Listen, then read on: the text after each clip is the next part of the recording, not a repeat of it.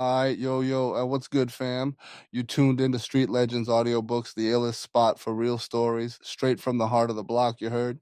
It's your boy, the Notorious B.I.G, Big Poppa himself, back to drop some legendary game in your ear one more time. We talking life, hustle, pain, power, all that real street poetry, Brooklyn style, baby. So do me a solid.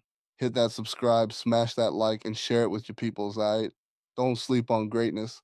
Now sit back, light something, pour up, and enjoy the story, because this one right here is for the real ones that still spread love the Brooklyn way. Chapter 1, Coming to America. Picture this, Jamaica, late 60s. Young Valletta Wallace, full of dreams and discipline, standing in the warm Trelawney air, looking past the sugarcane fields, imagining another life far away from the island heat. She'd spend nights flipping through travel magazines, staring at pictures of New York, the lights, the buildings, the energy, and telling herself that one day she'd be there too.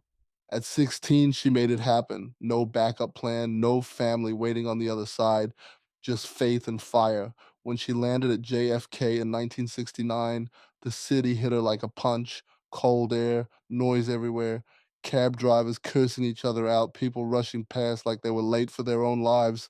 But Valletta didn't back down.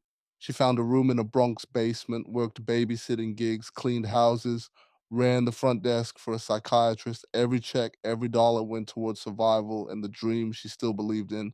At first, she thought she'd stay 5 years, save some money, maybe go home.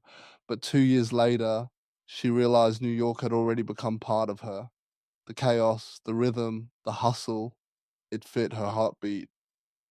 She packed her bags, moved to Brooklyn, and rented a small place off Franklin Avenue. It was $35 a week, nothing fancy, but it was hers. Outside, America was on edge. Vietnam on the TV, protests in the streets, the Panthers in the headlines, Nixon starting his so called war on drugs. But inside that little apartment, Valletta stayed focused. She worked, studied, and kept her world small, neat, and steady. Then came Selwyn, older Jamaican man, charming, loud, full of confidence. He took her out to dinners, showed her the city lights, made her laugh when she needed it. For a while it felt right, but the truth came out quick. He was already married, living two lives at once. When Valletta found out she was pregnant, she didn't panic. She made up her mind. If she had to do this alone, so be it. On May 21st, 1972, in a Brooklyn hospital, under bright lights and cold air, she gave birth to a boy, 8 pounds, 22 inches, eyes wide open like he already knew he was meant for something bigger. She named him Christopher George Latore Wallace. Life wasn't easy after that. There were no gold chains, no silk sheets, no help coming through the door. Just long hours, cold nights, and a mother who refused to give up. That one room shack Biggie would later rap about, that was real life.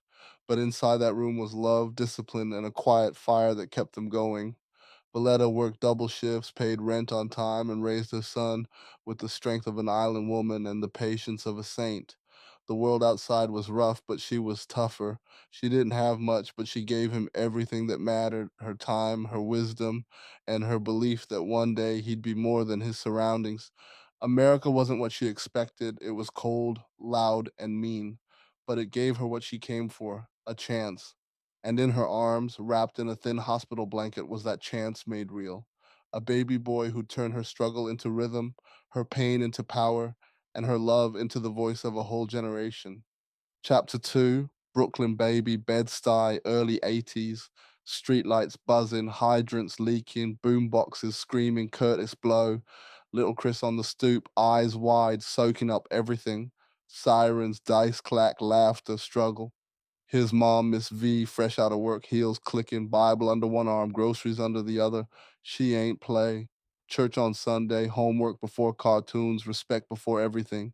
The block was loud, but it raised him right. Franklin Avenue was a school, corner teachers, old heads on milk crates, spitting life lessons between sips of beer. Keep your head up, lil man. Never let the street own you. He listened, but the street whispered louder. Crack era creeping in, basements turning to trap spots, fiends pacing like ghosts. Chris seen it all before he hit 10. The block changed, but he stayed fly. Fresh kicks, clean fades, school uniform, crisp. He loved words, big words, fancy ones his mom's used from her teacher books. He'd flip 'em in rhymes just to make the homies laugh. By 12, he was sneaking out late, notebook in his hoodie, scribbling bars under streetlights. His first audience was the Rats and Stray Cats, but the boy had a gift, flow like molasses, voice deeper than kids twice his age. It wasn't just rap, it was survival, therapy, prophecy. Money started talking louder than dreams. His friends was hustling wearing gold chains that shimmered like false hope. Chris dipped a toe in small bags, quick flips, the rush. But every night he'd come home, count his change, and hear his mom's voice echo, "You too smart for this, Christopher." The dual life began. One foot in the classroom, one on the curb. Mornings, he's passing tests. Nights, he's passing work. It was Brooklyn education, raw, unfiltered.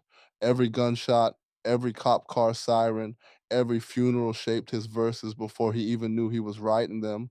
When Miss V caught him one night hiding cash in his dresser, she ain't cry. She just looked him dead in the eye and said, "If you don't stop, I'll lose you to these streets. And I ain't come to America to bury my son." That hit harder than any belt ever could. Still, temptation don't sleep in Bed-Stuy. He'd sit on the stoop, smoke in the air, and dream about more. The corner wasn't enough. He wanted skyscrapers, limos, stages. He wanted out, but to leave, he had to first survive it. Brooklyn molded him, rough and poetic, just like the beats he'd later rhyme on. The world ain't met Biggie yet, but the block already knew. A fat kid with a sharp tongue, cooler than the ice in his cup, learning early that legends ain't born in mansions. They crawl out of basements with hunger in their eyes. Bed-Stuy was breathing through him. The rhythm, the slang, the pain, the pride, all of it was his foundation. Before the fame, before the flashes, before the crown, there was just Brooklyn, baby. Chapter 3, A Whole New World. St. James and Fulton, Stoops as front row seats. Lil Chris in Catholic grays, fat nod of curiosity, eyeballing Chico count stacks, head nods only, mom's peeking from the window, radar always on, Chico the young plug, Bally's, Bubble Goose, crack era pace, corner games, stick ball out front, Skelly in the basement, pickups at the bodega, Chris soaking the whole playbook quiet like money talk got louder than cartoons. America outside was already mid-war. Highways through black hoods, factories closed, vets back fiending, Reaganomics slicing budgets, cops flooding blocks, Rockefeller laws hitting hard. By the time the rock hit, Brooklyn humming like a hive, sirens, sneakers, smoke.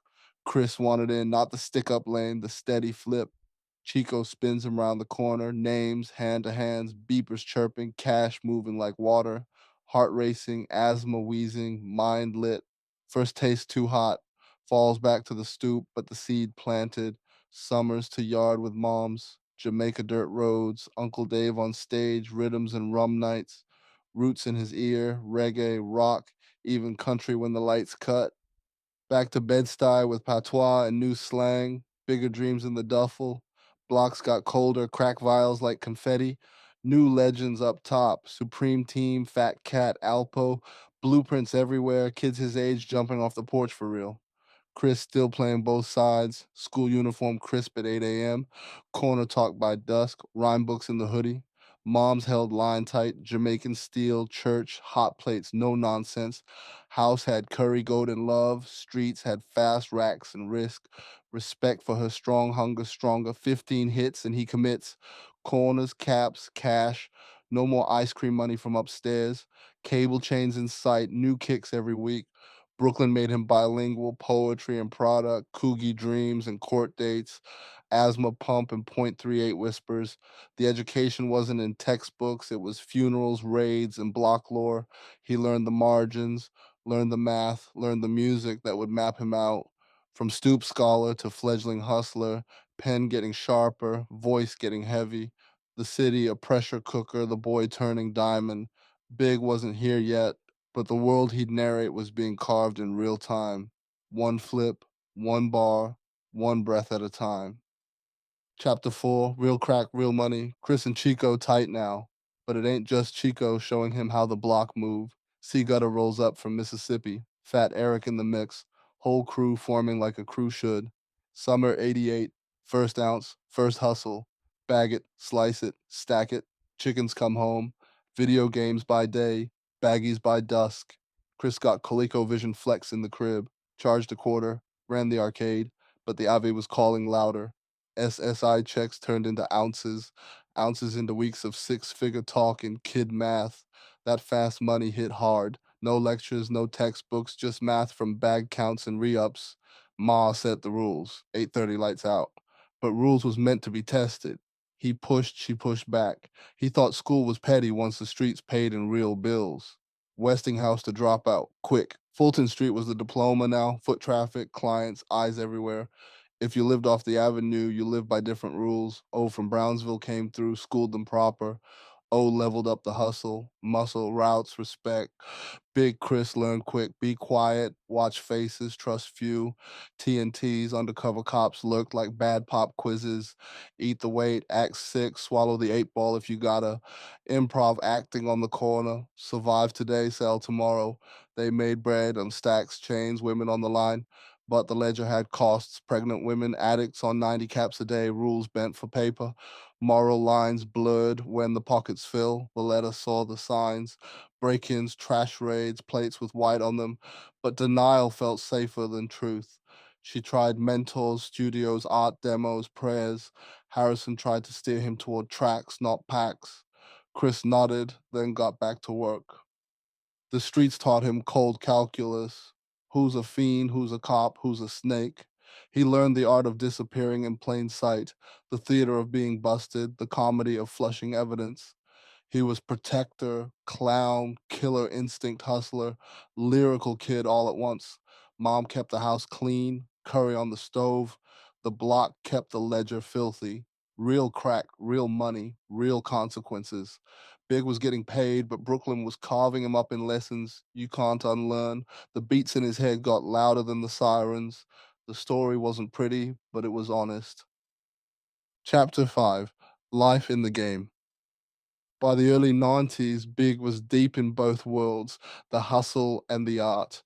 He'd still bump Paid in Full, It Takes a Nation, straight out of Compton, schooling himself off tapes instead of textbooks, breakdancing on the floor, smoking on the low, stacks in his sock drawer.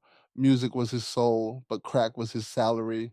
He wasn't some ghost in the streets. Big was the mayor of St. James.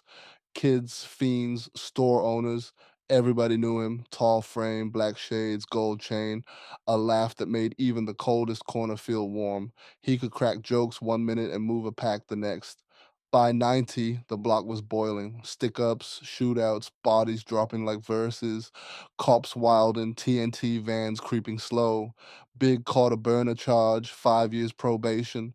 Violation hit next year. Couldn't hide the street life from Ma no more. That fairy tale get rich fade away dream, dead. He was in too deep. Then came Jan, pretty face, soft voice, same train stop. He hit her with that why you never smile line, corny but smooth. She played him off at first, then he kept showing up. That charm broke her guard down. Soon she was staying over, then moving in. Jan saw the artist in him, not the dealer.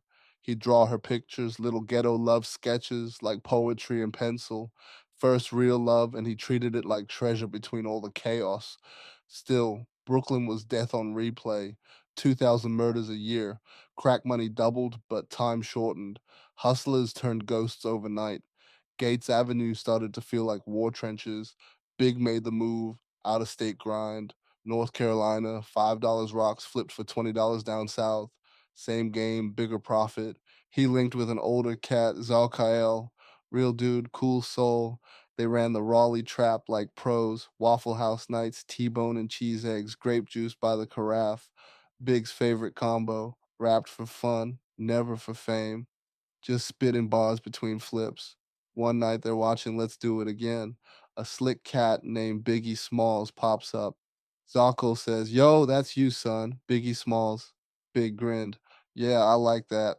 And just like that, a name that would echo forever got born on a couch in the Carolina trap. Trips back and forth to Brooklyn never stopped. That's where he met D-Rock, another real one from Gates Avenue. They clicked instantly. Big's humor, Rock's calm. Two heavy hitters with no pops around, no plan but survival. hustling together, eating good, smoking better. Fulton was their office, Bed-Stuy their kingdom. Then D-Rock introduced Big to DJ 50 grand, hood legend, basement turntables, crates full of vinyl. That's where it happened. The freestyle session that turned a dealer into destiny. 50 threw on Blind Alley and Big went off. Wordplay sharp, flow effortless, lungs full of smoke, but delivery clean as a sermon. One take, raw hunger, tape rolling, history forming. The hood was shook. This fat kid from Fulton could rap, not just rhyme, but paint scenes, make you see the streets through bars. He became the block's voice, the slick talker who lived what he wrote. May 91, pool room 50 spinning, crowd thick. Supreme jumps first, tries to clown Big. You scared, big man? Big smiled, white shirt chain glinting, grabbed the mic, beat dropped, crowd froze. He spit like thunder bars, heavy flow, mean metaphors slicing through noise. Fulton went silent, then exploded. That day, Christopher Wallace, the hustler, became Biggie Smalls, the MC, from crack bags to punchlines, from Raleigh to Brooklyn basements. He was living both sides of the dream. One foot in the game, one foot in greatness, and the streets of Bed-Stuy were about to find out just how far that voice would go. Chapter 6, The Tape and the Column. That basement tape changed everything. 50 grand knew it from the moment Big opened his mouth. One take, no paper, no punch-ins, just raw Brooklyn truth leaking through a dusty mic. The sound wasn't clean. The hiss from the cassette screamed block recording, but that's what made it real. You could feel the hunger. Big wasn't rapping like he wanted to make it. He was rapping like he had no choice. 50 sat back, chain swinging, smoke curling up from his Newport, thinking, this kid different. He had to move it right. So he hunted down Mr. C, Big Daddy Kane's DJ, the man behind the living legend. C was busy brushing him off, saying he'd check it after tour, but 50 wasn't taking no for an answer. When C came back from the road, 50 was practically on his stoop with the tape in hand like it was the Holy Grail. C threw it in, and as soon as Big's voice cracked through those speakers, his face changed. The confidence, the storytelling, the rhythm, that Brooklyn bounce you can't teach. By the second verse, C was grinning. The game had just shifted. He met Big in person soon after. Big pulled up in a dirty white tee, black jeans, and scuffed boots. No chains, no industry smile, just Bed-Stuy in the flesh. First thing he said was, yo, if you can't do nothing for me, just say that, Duke. Don't sell me no dream that was big all day, confident but cautious. No time for fake handshakes. C respected it. He told him straight, we gonna make something happen. They hit the studio. C lined up the beats. 50 grand set the mood. Big step to the mic. No warm up, no notebook. Laid the whole demo down in one session. Tracks like Biggie Got the Hype Shit had label execs calling, asking, who the hell is this? Suddenly, the demo C was shopping for himself got flipped. Everybody only wanted to talk about Big, Def Jam, Jive. The buzz was real, and the streets started whispering too. Big had already made noise on Stretch and Bobito's underground show, lost a little demo battle to some Bronx cats called Bronx Zoo, but the L didn't break him. He wanted the rematch, wanted to step in the booth and prove a point. That hunger became fuel. Meanwhile, down south, Greg Dent was still seeing this big Brooklyn dude sneaking onto club mics in Raleigh, telling folks he was Chub Rock's little brother. Everybody laughed it off. Slick lies, smooth talk. That was Big, half hustler, half comedian, all charisma. He'd light up any room, but when he got serious, you could tell he had weight on him, the kind you don't just shake off. Then came that arrest in North Carolina. Coke and weed with intent. Cops raided, threw him in cuffs. 2 months sitting down made him think real hard about what the hell came next. The street money was fast, but the clock was faster. His man Chico said when Big got back home, he was different, quieter, more focused. He didn't want to hustle no more. Chico said he was like, yo, I'm chilling. This ain't it. Back in Brooklyn, Mr. C had a new idea, unsigned hype. It was the hottest column in the source, the rap Bible of the streets. Every unsigned rapper in America dreamed about being in that section. C cleaned up Big's demo, made it sound right, and passed it to Matty C, one of the editors. Matty hit play, and the room froze. The voice was heavy but slick, street yet poetic. That flow was Brooklyn dirt and diamond polish mixed together. He ran it back 3 times. Biggie sounded like Kane's raw little brother, but darker, realer, with pain behind every punchline. Maddie couldn't stop playing it. Fate lined it all up. Maddie had just moved near St. James Place, Big's block. One day, walking to the subway, he sees this huge dude with a blunt and a crew around him. Walks up like, "Yo, I heard your demo. I want to do a piece for the source." The crew laughed, thinking he was a cop. Chico said, "Man, who the hell you?" They made Maddie smoke to prove he wasn't police. He rolled up, hit the blunt like a pro. Big cracked up. Aight, he cool. That's how the interview started. Maddie pulled out his notepad right there on the stoop, asking questions while the block buzzed. The photos came next. Real hood shit. Big 50 grand and the crew posing on St. James and Bedford and Quincy, surrounded by the same corners that raised them. It wasn't no glamour shoot. It was raw Bed-Stuy energy, sweat, smoke, and pride. March 92, the source drops. Headline, Unsigned Hype, the Notorious B.I.G. Quote said it all. His rhymes are fatter than he is. The whole borough went crazy. Corners were passing the mag like scripture. Yo, you see Big in the source? That's my man. D-Rock said it was like seeing one of their own hit the league. Big didn't make the unsigned Hype album later that year. Common got the slot, but it didn't matter. His name was printed, his picture published, his legend certified. That one column had more weight than $1 million campaign. He was still hustling, still ducking TNT vans, but now something bigger was calling. The industry had caught a whiff of Bed-Stuy's best kept secret. The same kid who used to rap over Kane's beats in a smoky basement now had his face in hip hop's biggest magazine. From crack packs to cassette tapes, from basement freestyles to magazine columns, Christopher Wallace was stepping out the shadows. Brooklyn had a new sound, and the world was about to learn his name, the Notorious B.I.G. Chapter 7, Harlem, the Mecca, and a guy named Puffy Bed-Stuy knew what time it was. Big stepped off the stoop, and he was a target, sized skin silhouette, America's favorite boogeyman. Politics fanned the flames. Willie Horton on TV. Dukakis cooked. Bush cruising to the White House all fear. Tough on crime meant tough on kids who looked like Chris. Down in D.C., Howard was rumbling. The Mecca stayed loud when the country got quiet. Lee Atwater, the same dude behind the Horton dog whistle, lands on the board, and students lock the A building like, nah. Signs up, fists up, elders pulling up, media circling, pressure burst pipes, Atwater resigns, win on the yard. In that storm, a freshman from Mount Vernon touchdown moving like he owned the calendar. Sean Combs, Harlem blood, MV polish. Moms kept him fly, pain kept him hungry. His pops, pretty Melvin, gone behind dirty business in Central Park. They said car crash, microfilm later told the truth. It put a motor in his chest. Puff never sold crack. He sold moments, flyers, whispers, wall to wall crowds, anything that spun a dollar into two, hustle with a smile. Homecoming basements turned to sweatbox legend, frats and sorors fighting for speaker space. If the girls loved it, every dude followed. Simple math. He clocked it early. Uptown Records was the shiny gate. Andre Harrell, Harlem Sparkle, Executive Swagger built a lifestyle label, Hev, Al B, Teddy Guy, R&B with a staircase stomp. Heavy D slides Puff into the lobby. Puff sprints 10 blocks for a tape in 5 minutes. No paycheck, no problem. He just wanted the keys. Kurt Woodley leaves A and R. Puff slides in the chair like it had his name on it. He puts Father MC over Joe DC Hooks, finds a Bronx voice named Mary, and starts plotting a crown. Then he flips Jodeci's church runs into Corner Boy Silk, Shades, Scully's, Tim's with harmonies. Forever, My Lady turns prom nights into prayer circles for bad decisions. Studio warfare by design. Two camps, one queen in the middle. Reminisce drops and New York exhales.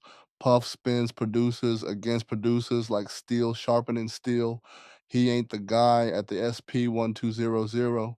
He's the guy hearing the hit in your head before you do. While New York dances, the country aches. Rodney King on camcorders, batons eating bone, boys in the hood in theaters, Ice Cube on the soundtrack, America pretending it just found South Central. Magic announces HIV, and the whole world stops shivering. Black bodies, front page, and chalk lines. December 1991, a gym in Harlem becomes a nightmare. City College, AIDS, charity hoop game. Heavy D on the bill, Puff on the promo. More bodies than doors, more push than plan. Panic in the stairwell, sirens, screams, 9 souls gone. Headlines point at one kid with a big dream. Fool named Puff Daddy. Blame becomes oxygen. Grief becomes gravity. Puff spirals, praise, keeps moving. Lawsuits pile, years pass, the courts point fingers in every direction. Lesson carved in concrete, you can't outrun responsibility. Andre tells him chill, Puff floors it. Daddy's house parties turn Thursday into New Year's. Joe to see triple platinum, Mary bubbling, uptown glittering. The same offices he used to sweep now echo his name. Confidence mutates into friction. Doors slam. Puff still hears hits. Back in Brooklyn, Big's name is lifting out of cassettes and corner talk. Unsigned hype stamped him in black ink. Mr. C co-signs. Maddie C parks on St. James to catch the aura. The tape feels like cold steel in hot summer. One take smoke, breakbeats bleeding, a bass voice cutting glass. Bed-Stuy storytelling with Wall Street precision. Harlem and Bed-Stuy been trading energy since park jams.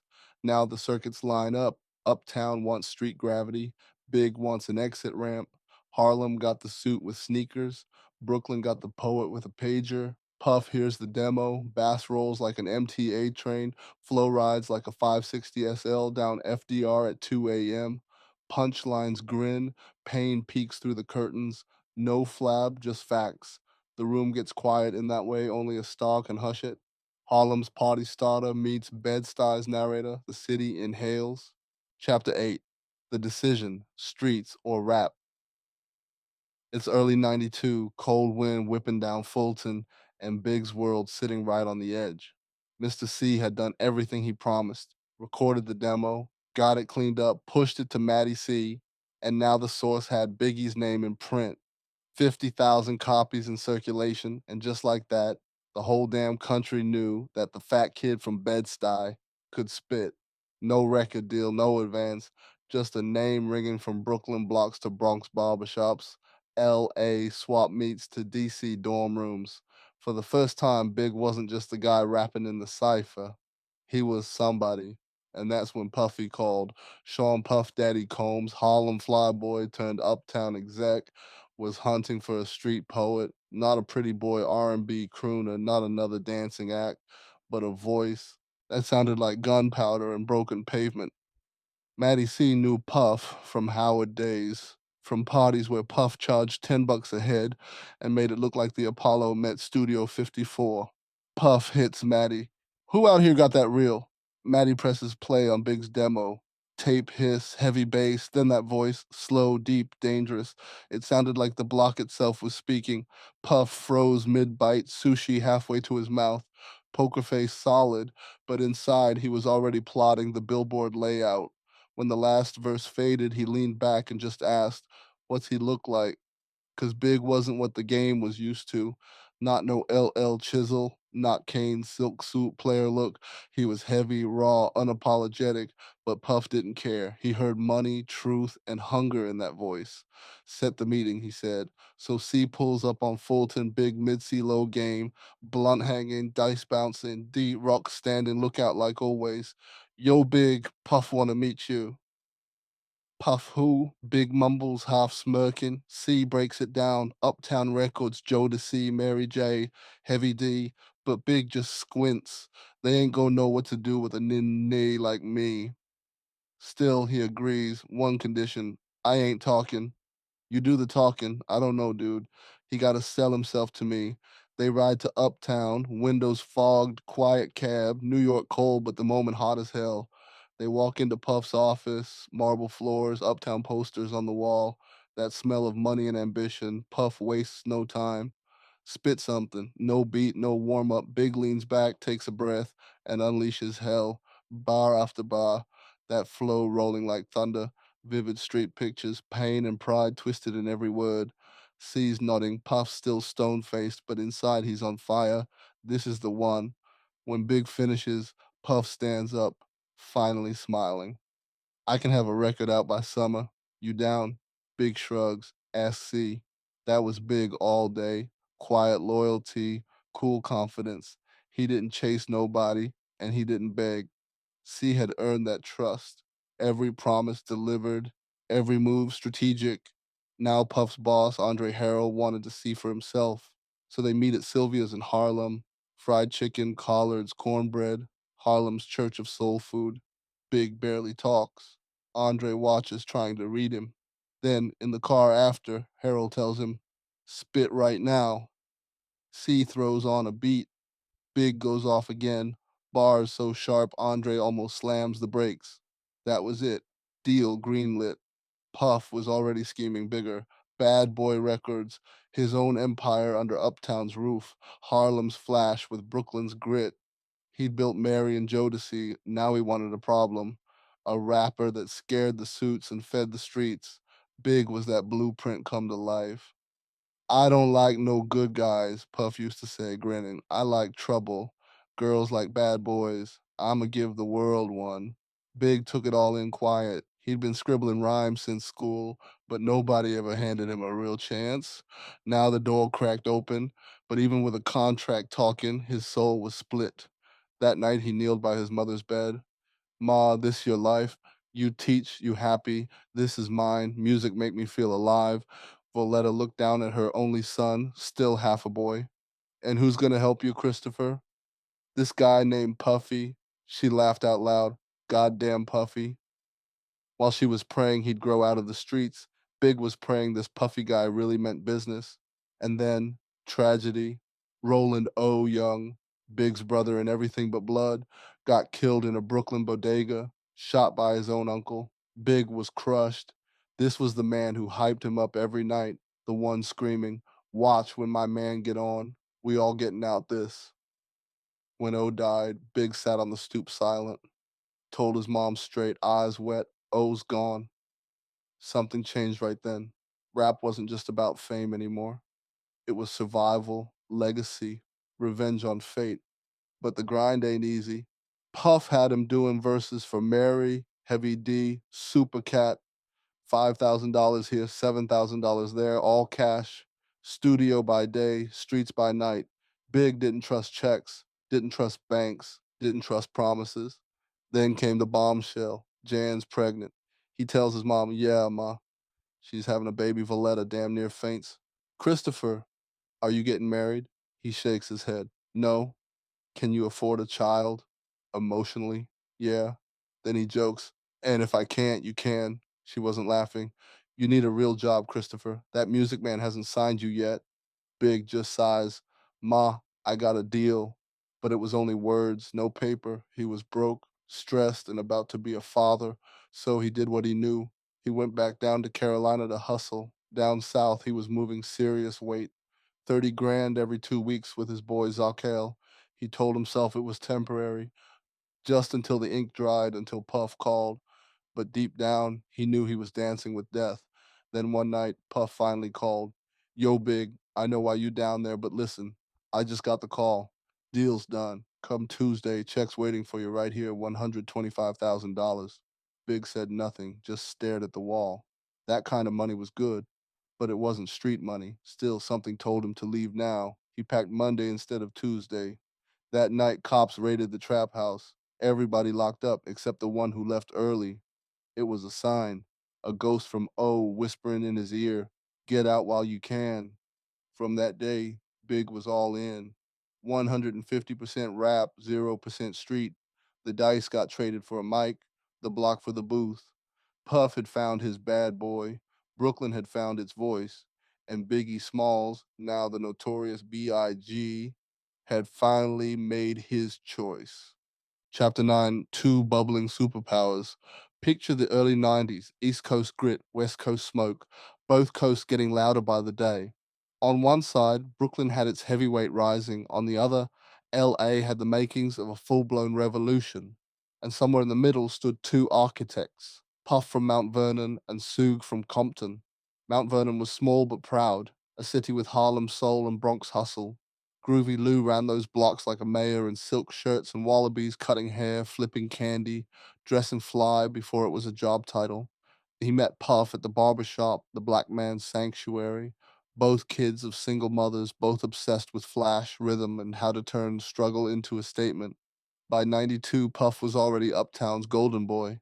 He had Mary J. Blige singing Pain with Polish, had Joe DeC crying into Cognac and Silk, but he wanted grime, something the boardrooms couldn't polish out.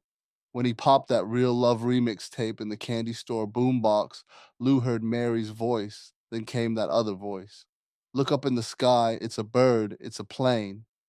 That slow, nasal snarl. Lou stopped chewing. Yo, who the hell is that? Puff smiled like he was unveiling a new car. That's my artist. Biggie Smalls' Mount Vernon's candy shop got quiet. Even the hustlers nodded like, yeah, that boy got it. Puff had found the next chapter, Brooklyn fire to Harlem ambition.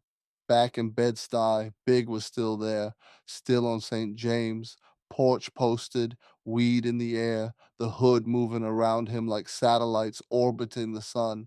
Crackheads, kids, old heads, everybody respected Big. He wasn't just a rapper, he was a presence. Even friends would stop and nod, peace, Big. Nobody tested him, not because he was violent, but because he was real.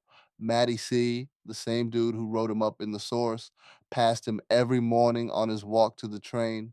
Sometimes Big would be in a CeeLo game, sometimes just sitting, smoking, zoning out to beats. And when he wasn't outside, he was upstairs at Maddie's brownstone, rolling up and arguing over who the best MC alive was. That's where Brooklyn's underground and the industry's underground met. Maddie, Big, Dream Hampton, and the neighbors who couldn't believe what kind of noise was being made in that one building. Drew Dixon, who had just moved from DC, was there too, fresh from a political family but hungry for the music business. She said Brooklyn back then was another planet. No cabs, no white faces after dark, just streetlights, sneakers, and sound. Big would walk her home sometimes, tell her, from now on, you walk down St. James. I'll tell my people you're my people. That was Brooklyn security, better than NYPD. There were weed sessions that turned into philosophy lessons, freestyle marathons that turned into therapy. Big had this way of turning conversation into rhyme, of flipping pain into rhythm. Maddie said he'd start baiting him talking best rappers just to hear him get fired up. He'd always want me to say him. Maddie laughed, and he wasn't wrong. Then one night, Maddie calls him like it's an emergency. Yo, Big, come through now. You gotta hear this Dre joint. Big shows up, lights one, hits play, and the chronic hits him like a train.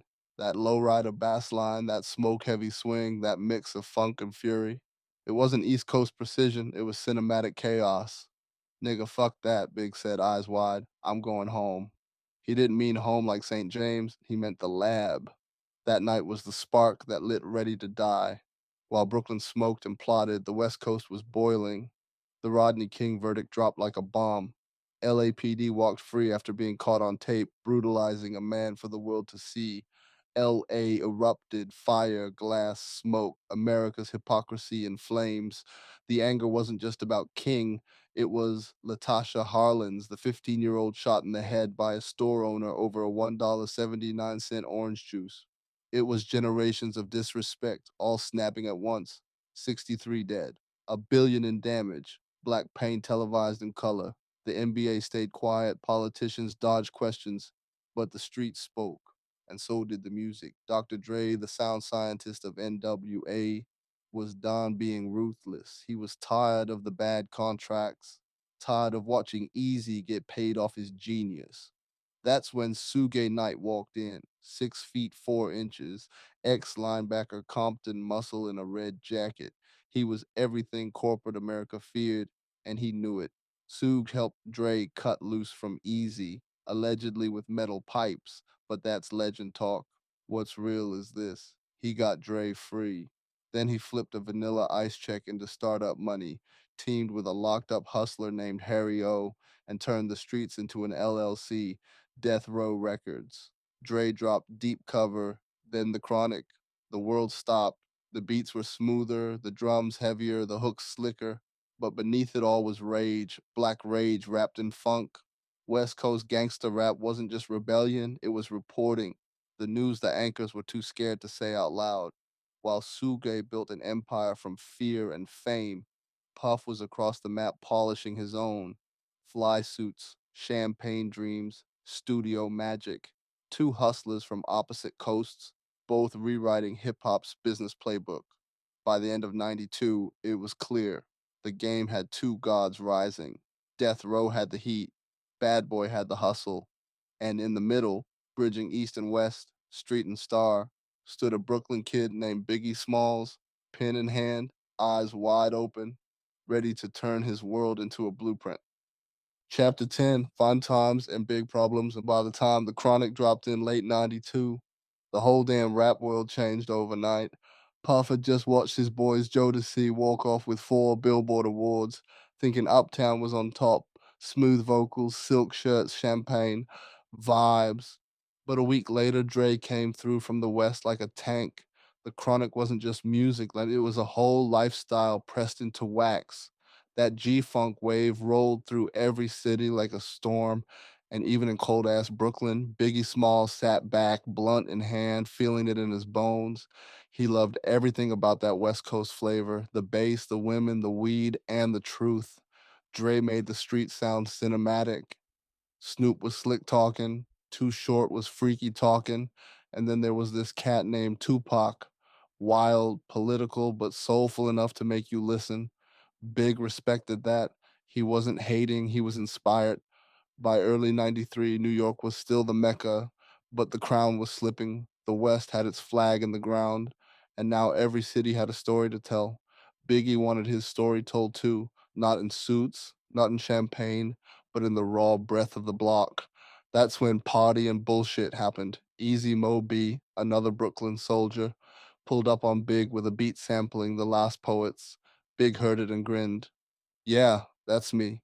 That's our life, not politics, not speeches, just guns, fights, girls, weed, and survival. The revolution was cool, but Big was living through his own every damn day. When that track dropped for the Who's the Man soundtrack, the whole borough felt it. Fulton to Gates, Crown Heights to Bed-Stuy, every car, every corner, every cookout was blasting party and bullshit. Big had a record now, not a mixtape, not a street freestyle, a real joint on a real label. But Big wasn't alone in the dream. He brought the block with him, Junior Mafia. His crew wasn't just homies, it was family. Chico Del Vec, Lil Cease, Lil Kim, Nino Brown, kids from the same cracked sidewalks, the same broken payphones. We was like mobsters, Chico said, lil dudes with big dreams. That's why it was Junior Mafia. That song flipped his world. 1 month he's hustling, the next he's performing out west, riding through LA in a Mustang convertible, feeling like he finally made it. Roscoe's Chicken and Waffles, palm trees, pretty women. Life was good. Puff had him performing at Prince's new club, Glam Slam West. Big rocked it like he owned the joint. Even got Lil Cease's first mic moment. Then came the day everything shifted. The day Big met Tupac Shakur. Pac had been bumping party and bullshit nonstop while filming Poetic Justice with Janet Jackson. When he heard Big was in LA, he rolled straight up to his hotel in a green Jeep, grinning like he already knew they were gonna click. Yo, what you got going on today? Pac asked. Big looked at his team. They all knew the answer. Whatever Puff had planned could wait. This was destiny. Next thing you know, Big's riding shotgun while Pac's steering, blunts passing back and forth, windows down, the city shining. They pull up to Pac's spot in the valley, where he walks out with a freezer bag full of weed like it was groceries. They rolled up, passed it around, laughed, freestyled. Then, magic. Pac starts spitting wild energy full of fire, big answers, smooth, heavy, confident, back and forth, 15 minutes each, verse for verse, word for word. Two giants before the world knew their names, freestyling in a haze of smoke and brotherhood. Then Pac disappeared for a second and came back with a duffel bag full of guns. Tech nines, pistols, revolvers, all clattering to the floor like something out of a movie. Nobody flinched. They weren't scared. They were just kids with toys running around the backyard, laughing, acting out every bar they ever wrote. Afterward, Pac cooked steaks, fries, Kool-Aid. Everybody ate. Groovy Lou said it best. Pac and Big were like brothers that day. For the first time, Big felt like life was lining up. Music, money, love, a future. But back home, life hit hard again. His mom, Valletta, got diagnosed with breast cancer. It shattered him. He didn't talk about it. Not to Jan, not to the crew. He just poured it into his music. That's why when people first heard him rap, shit, my mom's got cancer in her breast. It hit like a brick.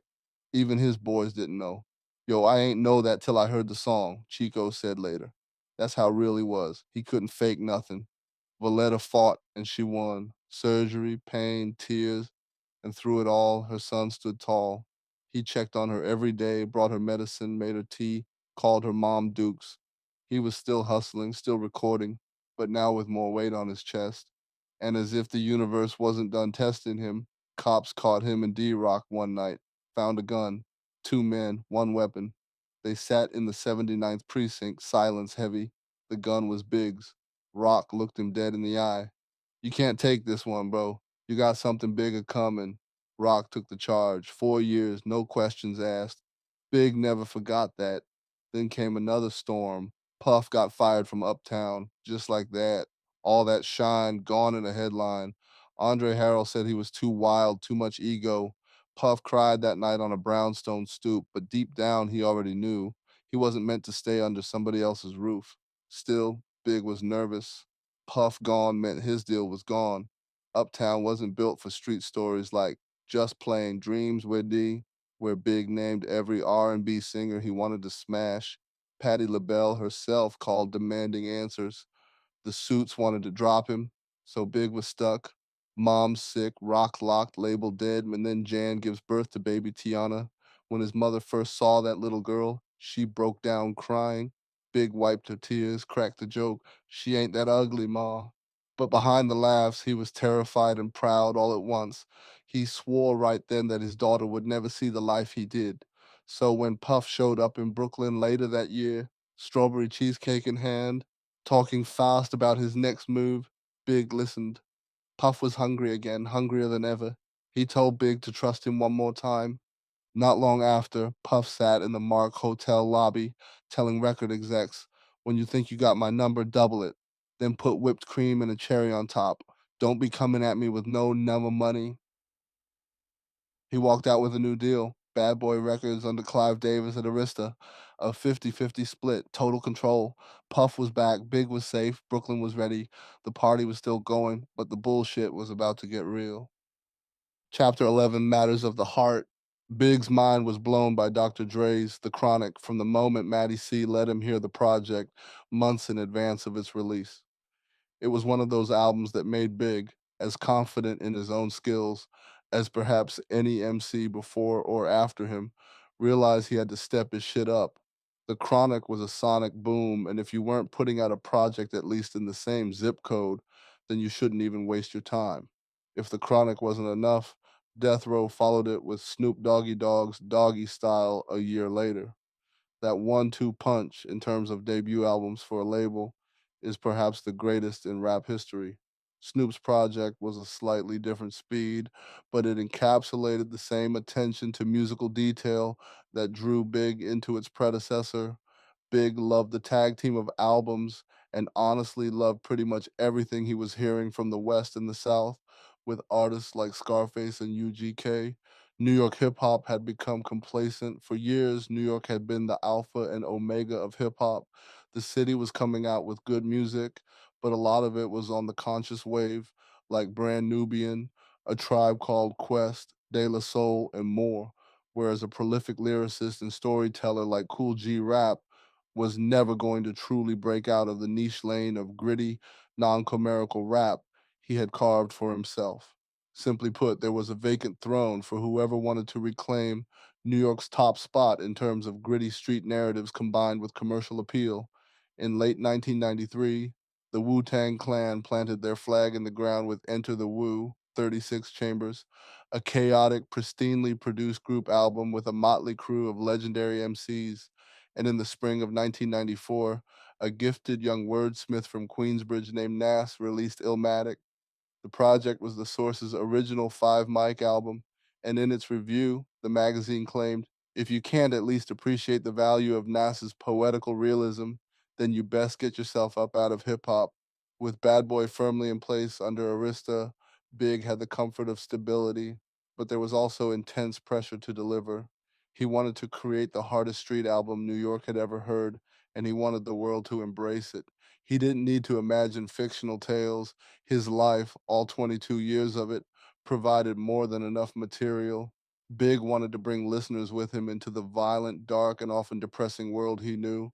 One of the most notorious crime figures in New York at the time was mob boss John Gotti, and Big wanted to call the album the Teflon Don, the nickname Gotti had earned after evading convictions during several high profile trials during the 80s. We can't do that, Combs reasoned, saying the title was too New York specific. We're gonna hit 'em hard, but we're gonna do it in a way where we're gonna represent for the masses. Big ultimately agreed, but in terms of the content, he knew what he wanted. To be in the studio with Big around this time of his life was to expect any and everything. Easy Moby played Big countless instrumentals. If he didn't like it, he didn't waste any time passing on it. But when he did find one that tickled his fancy, that's when the real magic began. The process was pretty much the same throughout his career. While the beat blasted in the studio on loop, Big would sit in the room chain smoking blunts and just nodding his head. Oftentimes, many people didn't know if he was paying attention or not, but he'd be in a zone that would last for hours listening to the same beat. Studio time wasn't cheap, so spending marathon sessions in there would create feelings of anxiousness or impatience. All that would fly out the window when Big would stand up, go into the booth, put headphones on, and knock an entire song with ease. Watching Big Record was both sublime, and if you weren't prepared for just how vulgar he could be, cringeworthy. Take Big in the booth recording the song Ready to Die, the very first song they laid on wax for the forthcoming album at the Soundtrack Recording Studio circa 1993. The process was what it always came to be for Moby. The beat was on loop, and Big went through his usual routine of mumbling, smoking weed, zoning out, and looking like he was under hypnosis of some kind. And when he was ready, he hopped in the booth and spit the verses off the top of his head, oftentimes in one take, too. The harsh lyrics were no surprise to Moby. This was hip hop, after all, but even he had a limit. In the booth, Wallace delivered a lyrical dismount that, to this day, still hits with the force of a Mike Tyson right hook. Fuck the world. My mom's and my girl slash my life is played out like a Jerry curl slash I'm ready to die. Moby was stupefied. He couldn't believe what he just heard. Big, you know what you just said? A visibly perturbed Moby asked. Big just took his headphones off and shrugged. It wasn't anything shocking for him. Yo, I'm not ready to die. That's just like an extension of how I feel. It's serious for me right now, he explained. A nigga just be like, yo, fuck. If I was dead, I wouldn't have to worry about nothing. I could just lay up. Either I'd be in heaven or hell. I'd be laying the fuck up, chilling. I wouldn't have to worry about no problems. It was quite the unique perspective to have about mortality. But for Big, given everything going on in his life and what he'd experienced, it was, in its own way, logical. Moby would have more moments like this. On Gimme the Loot, a standout on the album, Big had the idea of rhyming in two different voices representing two different characters with two different outlooks on how to operate in the streets. In his normal voice was Big himself, a more reasonable, if not hardened dealer who had seen everything possible hustling. In a higher pitched voice was his alter ego, a deranged, maniacal, and bloodthirsty young Brooklyn firecracker who would do any and everything for a dollar. Slick Rick played different characters, but the characters sounded the same. And with Redman meets Reggie Noble, He played two different people, but both characters sounded the same, he reasoned. I wanted to make them two completely different dudes, to the point where someone could wonder who was that rapper with Big on Gimme the Loot. It wasn't like he was the first to ever put the concept on wax, but Gimme the Loot was a brilliant display of everything that made him the no-brainer signing that Combs saw. Not only was he lyrical, but if you closed your eyes, the images he was creating played more like the gangsta flicks and hood classics, a rapper and an actor all at once. He was sharp, witty, and hilarious. And just when Mo B thought he knew what to expect, Big was there with a verbal uppercut that'd stop him in his tracks. Big rhymed about robbing both men and women for their jewelry and that I wouldn't give a fuck if you're pregnant. Give me the baby rings and the number one mom pendant. It was quintessential Big, outrageous, darkly humorous, inventive, all at once. On the album, Pregnant would be blurred out.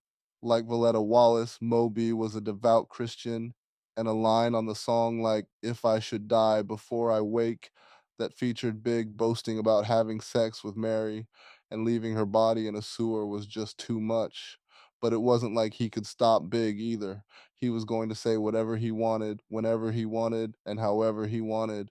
Everyone in the studio, including Combs, Lil Cease, and Big, was rocking out. But Moby asked Combs if he was comfortable releasing that song with that reference. Combs didn't understand the issue. Moby tried to explain the flack they could get for the line from women's rights groups and the church. For him, the reward wasn't greater than the risk. The entire studio erupted in laughter. None more than Cease, who told Moby he was being too sensitive, with Moby insisting he wasn't. Big ain't stress it. Big was like, it's just a rhyme, Cease would later explain. I guess he was testing his waters. Like, let me go write some outlandish shit. Cause when you got that type of mind where you intelligent like that and you really got that pen sharp, you can talk about anything. He was just experimenting. One of the biggest misconceptions surrounding the album was that it was strictly a New York inspired project. Big's experiences on those corners by the Avenue or Bedford and Quincy, those trips down south to North Carolina, or even those annual vacations to Jamaica were undoubtedly critical sources of inspiration, the last being prominent in Diana King's Patois opening on Respect. But he listened to wide swaths of music, one, because he was a fan of rap, but two, and most importantly, he wanted to hear what others were creating at the time. One album that Wallace held close to his heart was Outkast's Southern playlistic idyllic music. A lot of people felt like he got that Southern twang on the pack side, but he didn't. He got it from Outkast, said Jacob York on Bossip's Don't Be Scared podcast in 2015. York, along with Lance on Rivera, would later help Big get into the managerial side of the business through Undies Entertainment. A lot of people don't know Diddy directed Outkast's Players Ball video, and so Big knew a lot about that. He listened to Get Up, Get Out. That diverse catalog of music Big listened to now had to play out on his own album. For the most part, Puffy let Big cook on his own, recording the hardcore raps he could spit in his sleep. But Puffy knew that to really meet people where they were, especially with a new artist like Big, they had to give them something they could vibe out to. He needed a radio hit, something that could spin in the clubs and the women would want to dance along with. Big might not have seen the vision off the rip, but if Puffy knew one thing in the music industry, it was how to make money. And if Big wanted to make money, he best figure out how to make one of those records Puffy was imploring him to make. You can give me my little limitations, but when I get a track, I ask him, what do you want from this? You let me know, Big said later, reflecting on the chemistry between him and Combs. And he might be like, you need to be partying on this joint. You don't need to be killing nobody's mother on this one. Take it easy. They'd bump heads from time to time, but that's largely how Big came to understand the importance of making a radio record, something like Big Poppa, without fully sacrificing his integrity as an artist. Being in the studio with Big, you never knew what you'd see or hear, and you'd never know how quickly he'd put his real life into his music. DJ Premier, aka Primo, found that out firsthand. Ever the rap historian, Big was already well aware of Premier's background as one of the hardest producers in the game. He knew his work with Guru and their group Gang Starr, but also with artists like Jeru the Damaja, Heavy D, and the Boys, and more. And he heard the heat the Houston, Texas producer had given Nas for Illmatic with songs like NY State of Mind, Memory Lane, Sitting in the Park, and Represent. Big wanted that same type of energy. The album was almost done, but it still needed that street slapper for Big. That one track where he didn't have to worry about anything except rapping. That one track where he could flex his skills. And by the end of the record, there would be no denying not just who the hardest rapper in New York was, but the hardest rapper in the game, period. Big, in his own words, needed that gutter shit. He told Primo to loop the Honey Drippers, impeach the president, flip that and just do some shit to it, Big said. So Primo did. And 2 days later at Primo's favorite workspace, the B Room at D&D Studios on West 37th Street in the Garment District, which he would later purchase, he was toying around with the beat until Big showed up with his crew several hours later. Primo played the beat for Big, who bobbed his head and gave his seal of approval, telling Primo that he had laced him with a smash. All it needed was a slight tinker with a counter rhythm, and it was perfect. Big now had the gem, the knockout blow he needed to lay his game down quite flat and come out the gates swinging. So Big went into his normal routine of sitting in the corner, mumbling to himself, smoking blunt after blunt, and living in his own universe. This happened for quite some time. Then he got up and left.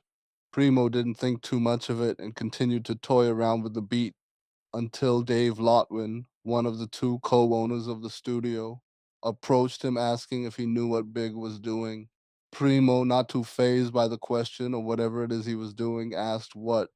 Go check it out, Lotwin whispered. On an impromptu scavenger hunt, Primo walked down a short hallway to get to the vocal booth, which had a lounge a little farther off to the right.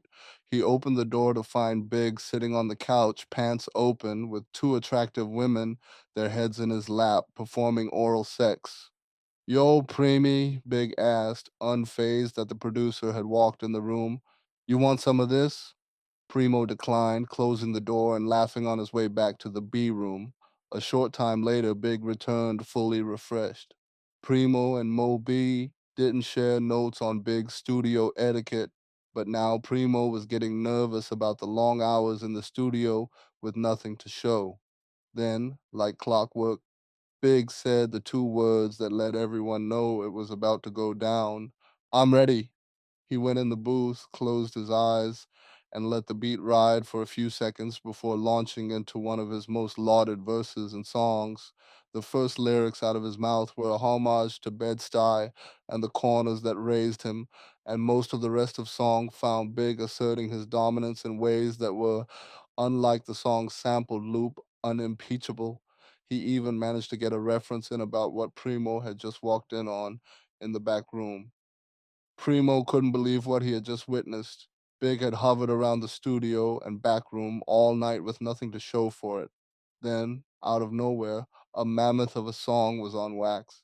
They came up with the title Unbelievable after Big said it repeatedly in his verses and scratched the hook from R. Kelly's Your Body's Calling as the final piece of the puzzle. Every studio session with Big was memorable. There was the skit with him and the First Lady of Junior MAFIA, Lil Kim, that depicted the two engaged in a heated and passionate sexual liaison.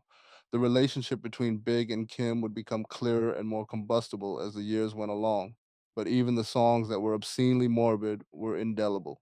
The album's closing track, Suicidal Thoughts, was its graphic vortex, with Big claiming that he wanted to go to hell when he died because he was a piece of shit before committing suicide. All the wrong and unlawful things he did in his life would finally catch up to him in the afterlife. The Lord Finesse produced record was conceived through copious amounts of weed, liquor, and about 6 or 7 pizzas. Chico Del Vec was growing impatient with Big and was ready to leave. Chill, chick, he pleaded. Just chill, son. Man, we've been here for 4 hours, Chico shot back. The smoking and drinking continued, and Chico was growing more and more impatient by the minute. Big per custom was sitting in the corner vibing out and mumbling to himself, not writing anything down. Sometime later, Big, per tradition, said he was ready and went in the booth and knocked out the track, but not before a special surprise. At the end of the verse, he left with this bar: "Call my nigga Cheek, tell him that my will is weak." Chico couldn't believe what he had just heard. He had known Big, or Chris as he calls him, could rap for years, and he was even in Mr. C's sweltering apartment when they re recorded the demo, but he'd never been shouted out in a verse before. Chico was on cloud nine. "Yo, is you serious right now?" Chico exclaimed. "Don't worry about it, Chick," Big responded, unable to hold back his smile. "I told you I got you, nigga." Chico said they listened to the song all day and that all throughout the neighborhood it was like a parade for the song. His mind started racing about all the marketing and promotion they could do to market the song. In Chico's mind, the song was an undeniable hit. That was, until Big had to bring him back down to earth. It wasn't that Big didn't love the song, he did, and it was the perfect swan song for the album, but there was only so much marketing they could put behind this song outside of putting it on the album. "Yo, you should do a video for this song," Chico said. His suggestion was dead serious. "Cheek, is you crazy, son?" Big responded, genuinely shocked at the idea. "How the hell we gonna shoot a video for this? What's wrong with you, man?" Chico was blinded by his own mention. "Nah, this gonna be a dope joint. You called me out on it." "Nigga, you didn't hear what the song's talking about," Big said. It was quite the opposite. Chico had heard the song so much he probably could have recited it better than Big himself. That's when clarity hit him. "Oh, you killed yourself on there," Chico said. "Nah, I don't want to do a video for that. I'm stupid." "Yeah," Big said, laughing. "You stupid." What wasn't stupid was the vision Puffy had for the album titled Ready to Die. With such a morbid title, Puffy knew the album needed some polishing. He wasn't trying to block Big's creative vision on coming up with the hardest bars imaginable. He wanted him to do that. That was part of the reason he signed him in the first place. He wanted him to paint that graphic picture of being a young black man coming from the hood who survived the streets and Reaganomics alike, and what kind of animal that made along the way. That's something Puffy couldn't teach, nor did he want to. Puffy wanted to allow the casual fan to find out who and what Biggie Smalls was all about. And to do that, he had to again come with singles for the radio. Big wanted to make you feel something in his music. Puffy wanted you to dance while you were feeling it. Puffy wasn't a producer in the sense of Easy Mo B or DJ Premier, a beat maker, a track mixer. He was more like a high-end travel agent, someone who could come in and create the vibe a song needed not just to become a hit, but to become an anthem that would become the soundtrack to a generation's life. Case in point, the day when he brought an idea to the table for a song sampling James M. Toombs' 1983 smash single Juicy Fruit. Toomb had a meeting with Andre Harrell at Uptown one day. He'd already known Puffy, so the conversation was natural between him and the upstart soon to be mogul and musical legend. Puffy was interested in sampling the song for his new artist named the Notorious B.I.G. When Puffy originally brought the idea to Big, he was none too receptive. He had no interest in chasing a radio single.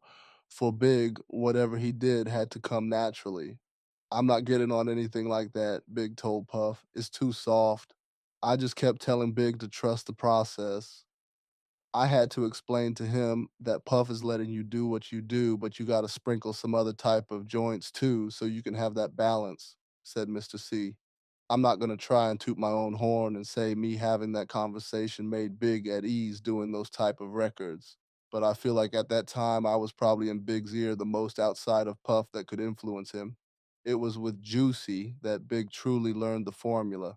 Puff wanna make hits. That's what he thrives on, he said. So whatever he tell me to do, you know what I'm saying? If it ain't too outlandish, I'll roll.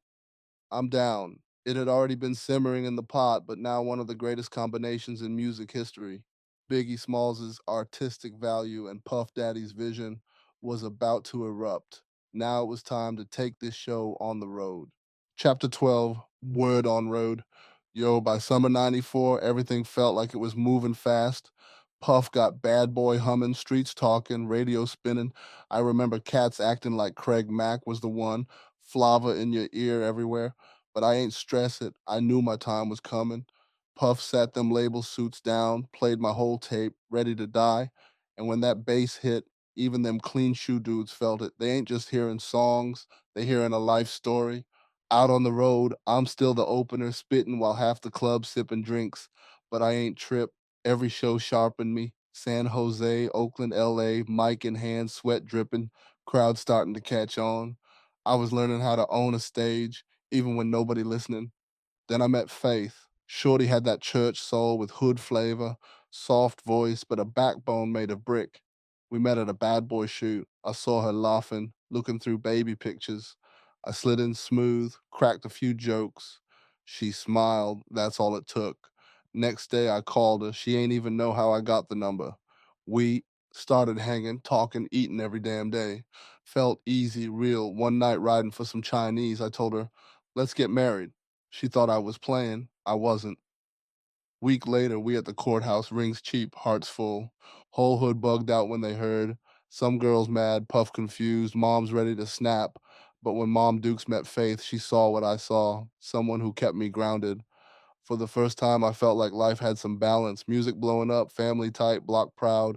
I knew Storms was still out there, but for that moment, Brooklyn's big boy finally had a little peace. Chapter 13, Friend of Mine. Fall 1994 hit different. Two signatures changed everything. Down in D.C., Bill Clinton signed the crime bill. More cops, more prisons, longer time. And in Brooklyn, Biggie dropped Ready to Die. Same day, same energy. America locking people up while Big was freeing his soul on wax. Juicy hit like a bomb. MTV every hour, the radio couldn't stop spinning it. 57,000 first week, 500,000 by Thanksgiving. Critics said it was the realest street diary since forever. Fans didn't just hear beats, they heard pain, hunger, ambition, warning, gimme the loot, everyday struggle, unbelievable, Big Poppa. Each track a different side of the same man. But fame didn't pull him off Fulton. Reporter Chio Coca caught him chilling on the block, kids asking for a gun to rob somebody's VCR. Big laughed it off, but deep down he knew he was done with that life. He wanted the young ones writing rhymes, not running corners. That's how Junior MAFIA was born. His crew, his little homies, his legacy. He still kept one foot in the streets, though, loyal to the soil. Cats like Lance and Rivera came around, mixing money, music, and hustle. Puff ain't trust him much, but Big knew business was business. Still, fame was getting heavy. One night on a long drive, Big told Rob Stone he needed to get away, to Jamaica maybe. No noise, no drama, just studio, weed, beats, and peace. Puff was blowing up too, press calling him the new king of New York. Big was proud, but the crown came with pressure. Out in the world, politics were criminalizing kids like him, but in the booth, he flipped that pain into poetry. Ready to Die wasn't just an album, it was a warning, a prayer, and a mirror for the whole damn city. Chapter 14, The Chain Reaction. 93, Pac beats the Atlanta cop case, thinks the storm passed. Then Nels, he meets Ayanna Jackson. A fast spark turns into sex. Then, days later, the return visit, new faces in the suite, and a rape charge that starts the clock on his darkest year. By 94, he's everywhere. Above the rim praise, I keep your head up on the charts, yet living on fumes and lawyers' bills. Paranoia creeps in. Haitian Jack's case gets split off. OG's one Pac, he's playing too close to fire. At Puff's Roseland Bash, Pac sees Jack toasting. He feels betrayed, even as Big introduces him to Faith and quietly says, be careful, don't rock with Jack. Verdict day looms. Pac chases studio cash, drops a verse for Ron G, then heads to Quad for a paid feature with Little Sean via Jimmy Henchman. He's edgy, still goes. Outside, C spots him from the balcony, runs to bring him up. In the lobby, fatigues, muzzles, run your shit. Pack reaches, shots ring, 5 wounds, groin, hand, head. Stretch won't move on guns. The jackers vanish into Times Square. Upstairs, big MAFIA and half the city are recording. They sprint for the elevator, get met by cops, doors open. Pack on a stretcher, middle finger up, fuck everybody. Pain and shock blurring friend from foe. At Bellevue, he bolts early, convinced the hit'll finish at the hospital. Next day, another blow, guilty on sexual abuse and weapons, acquitted on the worst count. The city's tense. Big going up off ready to die. Pac shot, then sentenced. Think pieces flying about celebrity consent and the industry's treatment of women. Rumors race. From Rikers, Pac tells Kevin Powell he feels set up. Names start orbiting Big and Puff. Drew Dixon swears Big wouldn't have invited her to quad if it was a plot. Puff tells Big, say nothing. Big obliges, hurt but silent, reminding anyone who asks. He waited downstairs for Pac, brought his gun back, checked on him, even sent weed after the hospital. He still calls Pac the realist. Figures time and a face to face will fix it. Henny, smoke, a laugh. But the fuse is lit and it's burning in both directions. Chapter 15, How You Livin', Biggie Smalls, 95. Bigs everywhere. Juicy, still booming. Big Poppa, making him the smoothest heavyweight alive. That joint had the city in a chokehold. Ladies screaming his name. Hustlers quoting his bars. He wasn't just some Brooklyn MC anymore, he was the guy. Puff kept saying it. Big could rap street pain and seduce the charts at the same time. Money started flowing. Big cut checks for folks just because Mr. C fell behind on rent. Big dropped him 10 stacks, no hesitation. Stop crying, man. Handle that. That's who he was. Still hood, but with a gold heart under all that coogie. Platinum plaques came quick. Big Poppa hit top 10. Ready to Die double platinum before the year was out. First Brooklyn rapper to go platinum. Big. Bragged on it, but humble inside. He still remembered Fulton Street corners, one wrong move away from prison. Then Puff and Rob Stone argued over Big's next single. Puff wanted Machine Gun Funk. Stone said, nah, pick one more chance. Puff snapped, cursed him out, but listened. Weeks later, he flipped the record, brought in Faith, Total, and every R&B diva in sight. That remix hit like an earthquake. DeBarge sample, champagne vibe, Big smooth talking like a player king. Number 2 on Billboard, the bad boy era officially arrived. Junior MAFIA dropped Conspiracy that summer. Get Money, Players Anthem, Lil Kim, Lil Cease. They were family, the kids from the same cracked stoops. Big made sure everybody ate, even when labels doubted them. A fat dark dude can't sell, they said. Big proved them wrong with a platinum smile and a pocket full of verses. Hot 97 turned all hip hop that year, and Big was their golden child. He'd roll in with Puff, spark up right in the control room. Steve Smith would laugh, tell him, yo, Big, not on the board, man. Big grin, my fault, fam. He was charm and chaos in one. Style flip two. From white tees to leather coats, Coogie sweaters, yellow bubble goose, Brooklyn Fly mixed with Mafia Cool, Howard Homecoming 95. He shut the block down, grabbing Tim's off the rack and laughing when a fan yelled, Big, you stealing boots? But behind the jokes, paranoia crept in. He told Cease, I feel like somebody gonna kill me one day. Success brought shadows. He slept with 2 Rugers under the bed, eyes open to every sound. Fame didn't feel safe. Then came Who Shot Ya, recorded before Pac's shooting, but dropped right after he got hit. Bad timing, worse optics. Pac took it personal, felt betrayed. Big swore it wasn't a diss, but rumors spread fast. Jailhouse whispers turned brotherhood into suspicion. Big kept moving at shows, tours, interviews, but fame was messy. At one gig, Heat warped the vinyl, Big stormed off stage, throwing bottles. Another night in Jersey, a promoter shorted him, fists flew, jewelry snatched. He got locked up later that month. Dom P bottle in hand, cops gunning for headlines. 3 nights in a cell, fans asking for autographs. He laughed about it later, but it shook him. Even back in Raleigh, where he once hustled, fame didn't feel right. After a chaotic club shootout, he met his old friend Greg Dent at an empty bar, just the two of them, Heineken and weed between them. Big smiled, but his words hit different. Yo, G, this fame shit ain't what I thought it was. It's cool, but it's fucked up out here. It was 3 a.m. when they hugged goodbye. Dent gave him a case of beer. Big left him some weed. He didn't know it yet, but that'd be the last time his boy saw him alive. Chapter 16, Growing Pains. By summer 95, rap felt like a battlefield dressed in designer suits. On one side, Puff and Bad Boy running New York like kings of the skyline. On the other, Suge Knight and Death Row turning the West Coast into a war zone with platinum plaques.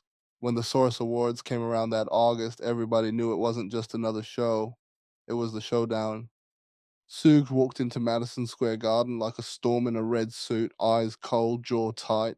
Puff was already the golden boy, dancing in every video, dripping champagne on million-dollar carpets. But Suge didn't care. When Death Row hit the stage with Dre, Snoop, Rage, Daz, Corrupt, even a cardboard cutout of Pac, the crowd felt that LA energy heavy. And when they won for Above the Rim, Suge grabbed the mic and dropped the most disrespectful line in award show history. Any artist out there who don't want to see the exec dancing all in the videos, come to Death Row. The place exploded. Puff stayed calm, but the whole garden froze. That was a straight shot at him in his city. Quick said he and Nate Dogg went back to back in their seats waiting for chaos. Everyone could feel it. That tension, that heat, that coast to coast pride boiling under the lights. Then Snoop grabbed the mic later and shouted, "Y'all got love for Death Row." It was half peace, half warning. Puff tried to play diplomat, said he loved the West, wanted everyone to win, but even he could see how quick it could flip. Years later, he admitted, "The crowd was with me. I could have started a riot with one word. Big didn't care for the politics. He was too busy winning everything. Best new artist, best lyricist, album of the year. He had his whole block with him. Faith, Kim, Cease, D-Rock fresh home from a bid. When he shouted, 'We did it, Brooklyn,' it felt like the borough itself stood up. But behind the celebration, things were cracking. Raekwon and Ghost dropped Only Built 4 Cuban Links 2 days before the show. And on Shark Niggas, they clowned rappers copying Nas's Illmatic cover. Big took that personal. Ready to Die had a baby on the cover, too. He loved the woo, but that jab stung deep. Matty C, who worked with both camps, said Big was tight for weeks. After the show, Suge threw a party at La Parker Meridian, the same hotel where Pac's nightmare began a year before. Folks saw Puffy's baby mama Misa hanging out with Suga. Even Mary J popped up. Quick said it felt weird, like Suge was pressing buttons on purpose. Later, Suge told Puff it wasn't aimed at him, said it was Jermaine Dupri. Nobody bought that. The next night, Suge saw Big at a music seminar in New York. Big, always thinking big, walked up and said, "Yo, I want Dre to produce some tracks for my next album." Suge just looked at him, said, "Yeah, aight," and walked off. One missed handshake that could have changed hip hop forever. By fall, the energy was poisonous. Then came Atlanta, Jermaine Dupri's birthday bash. Both labels showed up. Puff wanted peace, Suge wanted payback. Outside the club, words got loud, guns got louder. Suge's boy Big Jake got shot and died later. Cops said Puff's bodyguard Wolf was involved. Puffy swore he didn't know a thing, said he'd tried to break it up. Didn't matter. Blood was spilled. The coastlines were drawn. A week later, Suki pulled off his biggest move yet. He bailed out Tupac, 1 million plus to free a man who felt betrayed by the East. Pac walked out of Clinton Correctional in a death row chain, got on a private jet with a briefcase full of cash, and landed in LA with rage in his heart. That same night, he hit the studio, lit a blunt, and screamed into the mic, "Ambitions Azarita." The legend of Death Row Pac was born. Meanwhile, Big was still running the game, tours, shows, hits. But his world was messy. His marriage to Faith was falling apart, his side chick Kim was turning into a star, and jealousy was catching bodies. Faith caught him cheating in Virginia, stormed into his hotel room and beat the girl down while Big begged, "I ain't fuck her." She just walked out, said, "You should've." Big laughed about it later, and that's how twisted Fame had become. He'd say temptation was part of the job. 10 chicks a day if I want. It's crazy, but it's real. He called his cheating mistakes. Faith called them heartbreak. Kim, though, Kim was different. Big made her, wrote her verses, shaped her image, turned her into the queen of raunchy rap. But their love was a war. Fights, yelling, sometimes worse. He'd lose it, she'd fire back. They couldn't quit each other, but they couldn't coexist either. Kim once said, "He was everything, and he broke me too." By the end of 95, Faith, Kim, and a new girl named Charlie Baltimore all had pieces of Big's heart. He tried to juggle them, even had Charlie play his wife in the Get Money video, the same song Kim was on. Faith refused to be part of that circus. She told him, "Ask your girlfriend." But that month got darker. Big's friend Stretch, the same Stretch who was with Pac when he got shot, was murdered in Queens. Same date, same hour, 1 year later. Pac barely reacted. I felt for his mom, he said coldly, but not for him. Whatever friendship they once had was buried with the body. Pac was now recording All Eyes on Me, fueled by vengeance and paranoia. He started sending shots, not bullets, but bars. He mocked Faith, hinting at an affair, telling cameras, Faith, my homegirl, flashing cash. Faith said it was cap. She'd only recorded a song with him, Wonder Why They Call You Bitch, nothing more. But the rumor hit big like a knife. Soon, Suga and Pac were laughing to reporters, bragging, twisting the story. Puff was furious, Big was broken, Faith felt used. You know that shit ain't true, she told D-Rock. He nodded. Chris don't believe that. He just mad. Still, Big couldn't let it go. He'd play Faith's album on repeat, mumbling, That's my baby, even when they weren't speaking. For all his chaos, he loved her deep. She went to see him one last time in New Orleans on Valentine's weekend, 96. Their love on life support. One night, one spark, one memory. Weeks later, Faith found out she was pregnant, and outside the studio walls, the war that started with words was about to take lives. Chapter 17, All Eyes on Mayhem. 96.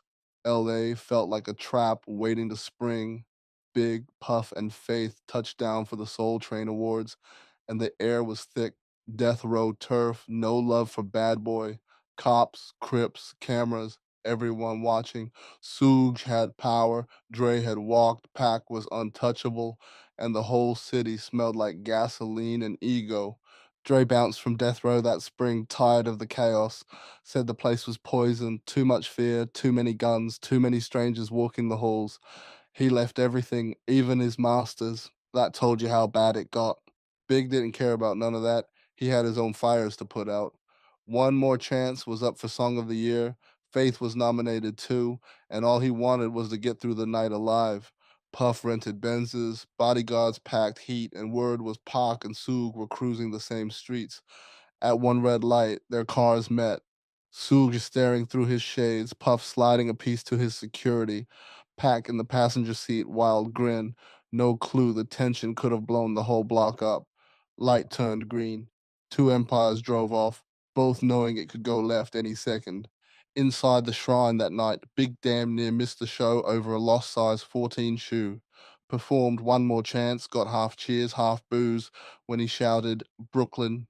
Didn't matter, he still walked out with a trophy. Outside was where it got real. Death Row rolled up, Pac hanging out the window yelling, West Side, like a soldier ready for war. Fatigues, outlaws, Soog beside him grinning like the devil. Guns flashed, words flew, no shots. Big just stared, quiet, eyes cold. That ain't Pac, he said later. That's Bishop. From then on, Pac fed the flames, interviews, songs, disses. Big stayed silent, just dropped lines like, problems with my wife, don't discuss them. Jay-Z came into the picture, another Brooklyn king in the making. Clark Kent linked them. Brooklyn's finest was born. Two hustlers, one mic, same hunger. Big cracked a joke about Faith having two packs. Funny line, stupid move. Even his crew told him he shouldn't have said it. Then Pac dropped hit 'em up, straight up nuke. That's why I fucked your bitch, you fat motherfucker. No subliminals, no metaphors, and just war. Streets froze, DJs played it nonstop. Even Big's crew caught themselves humming the hook just from hearing it everywhere. Big refused to respond. I ain't wasting talent dissing another black man, he told Hot 97. Still, he couldn't escape it. Every corner store, every car stereo, Pac's voice screaming his name. Fans took sides like it was bloodlines, east or west, no middle ground. By summer, the beef was a movement. Who Shot Ya got flipped at a show in Atlanta, crowd losing their minds.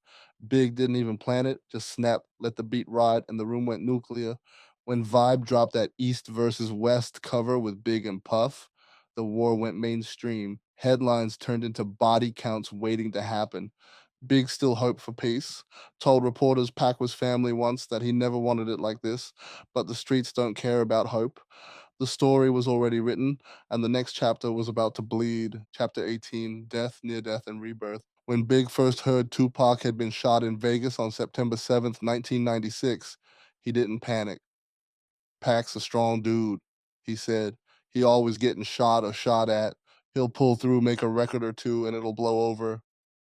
But this time wasn't like the others. From the moment Tupac left prison, he'd made it his mission to make Big's life hell. The friendship was gone, replaced by chaos and rumors. Still, even through the tension, Pac was trying to find himself. He talked about helping the black community, about peace, about God, even while still yelling death row on records. He said he'd move on from the label one day, start his own thing. He even fired his lawyer, David Kenner, breaking ties with the man who knew every death row secret. Behind the rage, Pac had love. Kadada Jones, Quincy Jones's daughter, had his heart. They talked about kids, about life after rap. Every night before sleep, he'd whisper, "I'd take a bullet for you." That September night, he almost did. He flew to Vegas for Tyson's fight, tired, fresh from the VMAs, but he'd promised Mike he'd show. After the knockout, he walked through the MGM lobby, adrenaline pumping. Then trouble found him. Trey Lane, one of Suji's blood homies, spotted Orlando, Baby Lane Anderson, a Southside Crip who'd snatched a death row chain. Without thinking, Pac rushed him, one punch. Then Suge and the crew stomped him out. A quick fight, seconds, not minutes, but it changed everything. Pac had just stepped into real gang business. Back at the hotel, Kadada begged him to wear his vest. "It's too hot," he said. A few hours later, Pac sat in Suge's BMW heading to Club 662. Lights, traffic, fans waving, a normal Vegas night. Then a white Cadillac pulled up beside them. A hand came out the window. 14 shots, 4 hit Tupac. Suge swerved, blood everywhere. The car crashed. Police pulled Pac out, barely breathing. When an officer asked who shot him, Pac stared through the pain and said his last words, "Fuck you." He lasted 6 days, machines, tubes, swelling, his body giving up. Afeni stood over him as doctors tried to bring him back again and again. Finally, she let him go. September 13th, 1996, Tupac Amaru Shakur, gone at 25. The news hit the world like thunder. Rappers cried on air, fans lit candles. Nas stopped his concert mid song. And back in New York, Big sat frozen, scared, and silent. When he died, Big said later, "That shit fucked me up." He lost his brother and his biggest enemy all at once. He told Faith, if they can touch Pac, they can touch anybody. He cried, called his mom, called friends, but words didn't come. He wanted to go to the funeral, but knew showing up would start chaos. "He made my life miserable," Big said quietly. "But still, that was my man." The months that followed were rough. Legal trouble, street heat, chaos, a fight outside a club, a gun charge, another arrest when police found weapons at his house, and then the car crash, ceased driving a busted Chevy on a rainy day, losing control on the Jersey Turnpike. The car flipped. Charlie Baltimore broke her ankle. Cease lost teeth, and Big shattered his leg. They had to cut him out of the wreck. For months, he was stuck in rehab, same hospital room where Christopher Reeve stayed after his accident. Big stared at the ceiling, cast on his leg, cane by his bed, and started talking to God. "When you flat on your back," his therapist told him, "you finally look up." For the first time in years, Big slowed down. No clubs, no weed, no noise, just time to think. He replayed everything, the fame, the fights, the fallout with Pac. He missed his kids, he missed peace. "When you living fast," he said later, "something's bound to happen. That crash slowed me down, made me see life different." Faith gave birth to their son, Christopher Jordan Wallace, while Big was still in the hospital. Holding that baby changed him. "I'm blessed," he told Cease. "This what I live for now." He still cracked jokes, still wanted hits, but the money didn't matter like before. He wanted to be there for his kids, school runs, birthdays, all the things he never had. He told his crew, "If I'm leaving the house now, I gotta get paid. If not, I'm home with my kids." By winter, the cane was permanent, but so was his focus. He was ready to record again, wiser, heavier, calmer. Puff was plotting the next takeover. New Biggie album, new sound, radio domination. They called the retreat in Trinidad the Hitman Camp. Out came Hypnotize, Somebody's Gotta Die, Benjamin's Victory. Every beat, every line, classic material. Big was reborn. He'd survived the streets, the beef, the crash, but deep down he knew peace never lasted long in this game. Chapter 19, I Want My Spot Back. Ready to Die simmered. Life after death exploded. Fresh out of rehab and still in a wheelchair, Big moved with a new urgency. Nights at Daddy's house became ritual. Dutch masters on the table, food coming in waves, video games humming, and a revolving cast of friends, and Big waiting until the energy felt right, then rolling into the booth and knocking verses out in single takes. Groovy Lou watched him record, kicking the door like that, one take off the dome from a wheelchair. Genius in motion. There were rules. Keep Big working, capture ideas the second they appeared. And crucially, Puff couldn't be in the room while Big cut vocals. Not out of disrespect, Big admired Puff, but because Puff's presence changed the air. Engineer Lynn Montrose remembered Big as unfailingly polite and focused. The moment felt delicate, and he protected it. The music soaked up real life. On another, Big and Lil Kim's off mic fight bled straight into the track. Those opening insults weren't ad libs, they were the moment, but the center of gravity had shifted since Ready to Die. Back then, he wrote from a place he once called dead, anger at hustling, poverty, chaos. Now the palette was bigger: success, loss, fear, fatherhood, and the pressure of being the best and proving it twice. He wanted a record for LA too. He loved the coast and wanted to say it out loud, even as tension still crackled. Easy Mo B flipped Zapp's more bounce to the ounce, and Big turned it into Going Back to Cali. Mo B hated the title, too easy to misread as a taunt, but Big's aim was respect, not smoke. One piece was missing: the raw, no hook clinic. DJ Premier brought the canvas, Big brought the commandments. Lifting the conceit from a 1994 Source article, he turned street rules into 10 crack commandments, narrated like an elder statesman passing game over Chuck D's count up, which would later spark a lawsuit. Big finished the verse and shouted from the booth, "It's over. I'm the greatest." Premier says those were the last words he ever heard from him.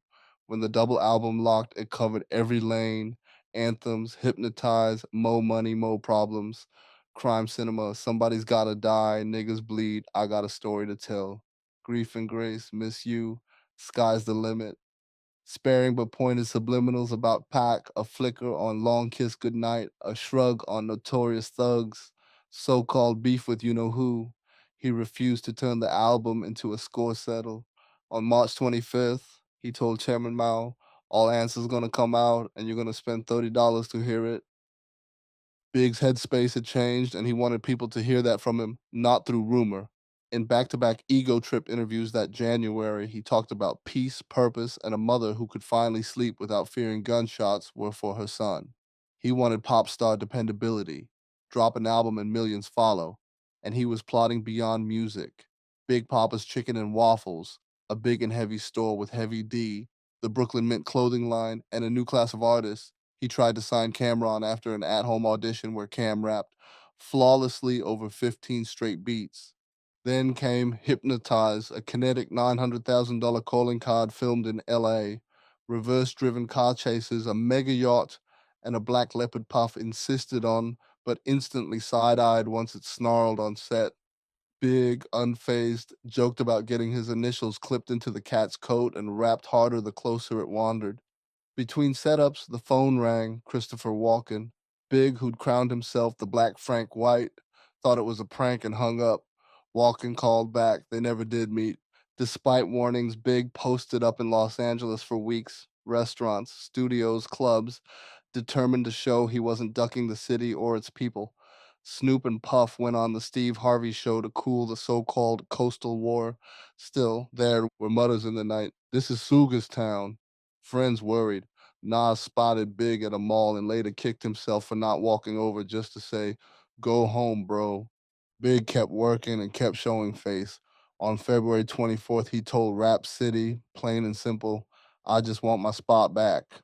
The very next night, he slipped into a Clippers Sixers game with Cease and D-Rock. Word spread, and suddenly kids were swarming the aisle. At halftime, Big signed for every last one: tickets, t-shirts, notebook paper, red velour suit, shades, cane, and a smile. No speeches, no album plug, just time. I was so impressed, a beat writer remembered. He got me there. After the buzzer, Big waited outside the locker room for Allen Iverson, the rookie phenomenon whose arc, legal trouble, redemption, superstardom, felt familiar. "I've been out here a month," Big told him, grinning. "Looking for a crib?" They talked sneakers, New York, and the future, two young kings comparing notes. That was the contradiction of late winter 1997. The joy was real, so were the shadows. Big had rebuilt a second act at record speed, a healed body, cane and all, a focused mind, a family to live for, and an album sharp enough to reset the game. He'd stared down death, near death, and new life and come back determined. He wasn't asking for the throne. He was taking it the only way he knew how, bar by bar, hit by hit, face to face with the people. Chapter 20, the last week. Suge Knight finally ran out of room. Despite Orlando Anderson's odd attempt to walk back what happened in Vegas, the probation judge wasn't having it. On March 1st, 1997, he told Suji, "You blew it," and sent him away up to 9 years. As Death Row's power dimmed, Big Star was surging toward a second peak. Back in New York, he was making the rounds, checking on friends, tightening plans, and dragging people he loved into the new chapter. He called Drew Dixon at Arista, insisted she hear the album front to back, and wouldn't let her hop up to answer phones. "You're not an assistant anymore." She sat. He played Life After Death in sequence. She was floored. "When I get back from LA, we're really hanging," he promised. Same energy with childhood friend Hubert Sam. "Whatever you want, I got you." It would be their last call. Before flying west, Big did one more shoot. Baron Claiborne's now legendary red velvet portrait with a plastic crown. Puff clowned it. Burger King. Big just smirked and wore it like it was made for him. Los Angeles brought the rush back. He inked Psalm 27 on his forearm on sunset. "The Lord is my light and my salvation. Whom shall I fear?" And ran into Shaq, who warned him to be careful. "Come to my party." Big grinned, meaning the VIBE/Quest Bash at the Peterson Automotive Museum after Soul Train. At the awards, he read out Tony Braxton's win and took a few boos mixed with cheers, then crashed on a sweet sofa with Chio Coker and a sausage pie to talk life, kids, faith, and the kind of peace he craved. Suburban dad peace. He was supposed to fly to London the next day. He canceled. "I just ain't with it. I'm staying." He recorded like a man on a timer, slipped a Donnie Brasco bar into Benjamin's, then torched Victory, Real Sick, Brawl Nights. I performed like Mike/anyone, Tyson, Jordan, Jackson. The pen was only getting sharper. March 8th felt charmed from the jump. He ran phones all day. Mother manages Jan about seeing Tiana. Patched things with Raekwon and Ghost. Told Lil Kim he'd back her play. "Whatever you want to do, I'ma support you." He was light, focused, ready to enjoy his night. The Peterson was wall to wall.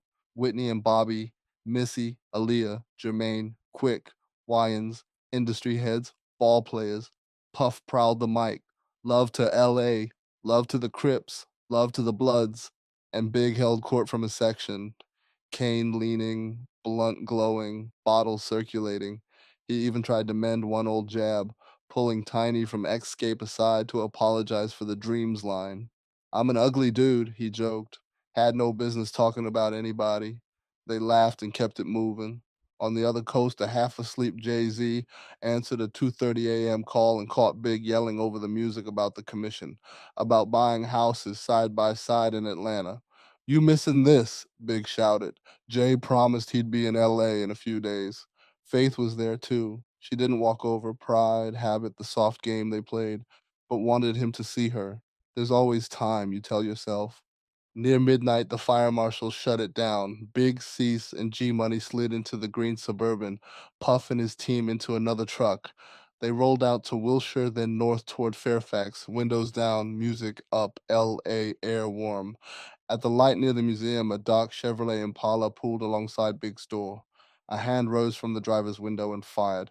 4 bullets hit Big. The Impala vanished into the city. C scrambled. G Money punched it.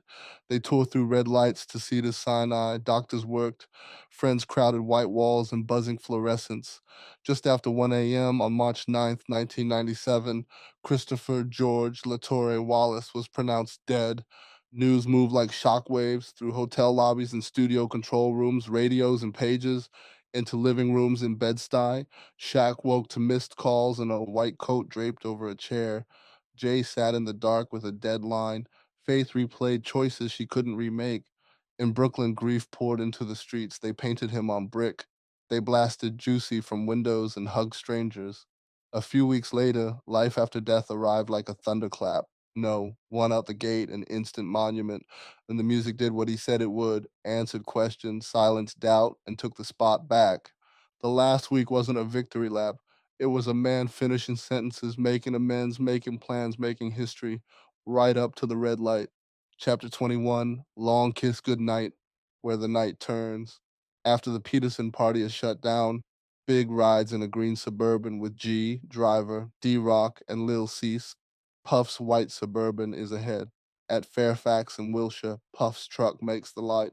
Biggs stops. A black Impala pulls alongside. A .40 caliber is raised.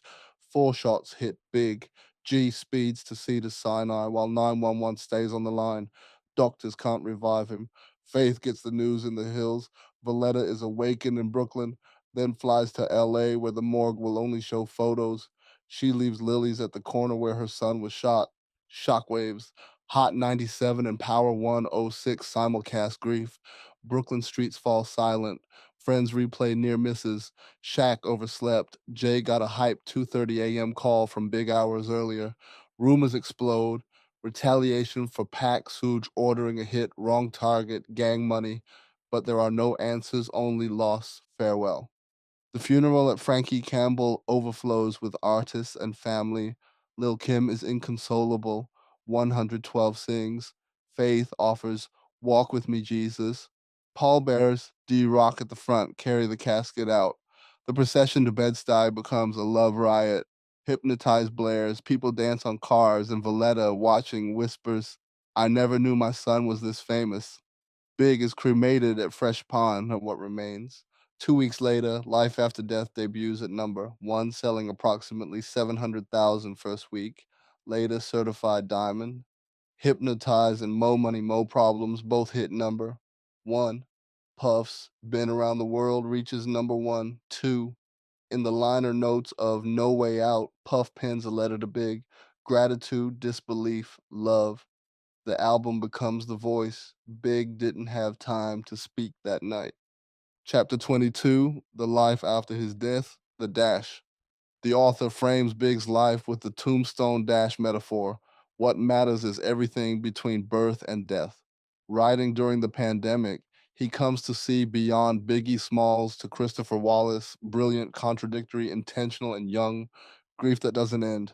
Interviews with friends, Hubert Sam, others, surface raw, lasting pain, and the sense that Big's death was preventable, poor security, risky visibility in LA, and a life cut short at 24. Who killed Big? The book isn't a whodunit, but surveys major probes that Russell Poole's path through LAPD corruption, rampart officers tied to death row, and a mistrial in the Wallace family's wrongful death suit deter Greg Kading's later task force theory that Suge Knight ordered the hit via Teresa Swan, carried out by Wardell Pucci Fowles, later killed. Suge ends up imprisoned. Closure remains partial and unofficial. Context greater than conspiracy. Beyond theories, Big and Pac look like collateral in a larger Sugar Puff street business conflict. The LAPD's entanglements in gang politics cloud official justice. America made him and failed him. Big's story is inseparable from post-civil rights inequality, the crack era, and limited options. He made bad choices young, then pivoted when music offered a path out. Complicated human art.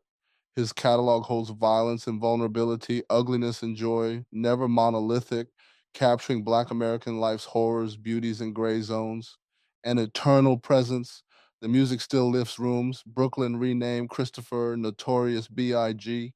Wallace Way, his lines live in everyday speech. Legacy equals triumph from a red line neighborhood to global icon. Final notes. Mourning becomes a lifelong practice. Block parties, murals, stories. DJ 50 Grand begged, don't go. Today, he still talks to Big at the Bedford and Quincy mural, a reminder that for many, Christopher Wallace is gone but never absent. Chapter 23, CJ is a man now. On the 23rd anniversary of Big's death, March 9th, 2020, CJ Wallace returns to Brooklyn to support his sister Tiana's notorious fashion show. poised, understated, and unmistakably his father's son. Born in 1996 during a brief reconciliation between Faith Evans and Big, CJ was raised mostly in Los Angeles with Atlanta roots, where he feels at home despite knowing it's where his father was killed. Todd Russell, Faith's ex husband, became CJ's day to day father figure, teaching, correcting, and sharing stories about Big. As a child, CJ would stop at Fairfax and Wilshire to pray at the site of the shooting. Playing young Big in the 2009 film Notorious made the global scale of his father's impact click, and he carries Big's intentions about fatherhood, presence, guidance, and being a best friend to his son someday. He's close with Tiana. They were raised as full siblings across both families, identity and purpose. CJ co founded Think Big to advance cannabis legalization, criminal justice reform, and reinvestment in affected communities, shaped by family experiences with CBD and a shared love of sativa strains. On legacy and loss, he accepts there may never be official closure on the case. He feels his father as a guardian angel and connects most when rooms erupt for Big's songs. If Big had reached 50, CJ imagines jokes in a smoke grateful for who he is now, aware that different past outcomes might have changed the family he loves today. Ah, yo, that's a wrap, baby. You just finished riding through another Street Legends audiobook straight from the soul of the struggle, you feel me? It's still Biggie Smalls, the one and only, and signing off but never gone, because real talk never dies. If you felt that vibe, if you caught them chills, hit that like, drop a comment, and share it with your crew. Let the world know what real sound like. And yo, don't forget to subscribe because we got more heat, more stories, more real coming your way.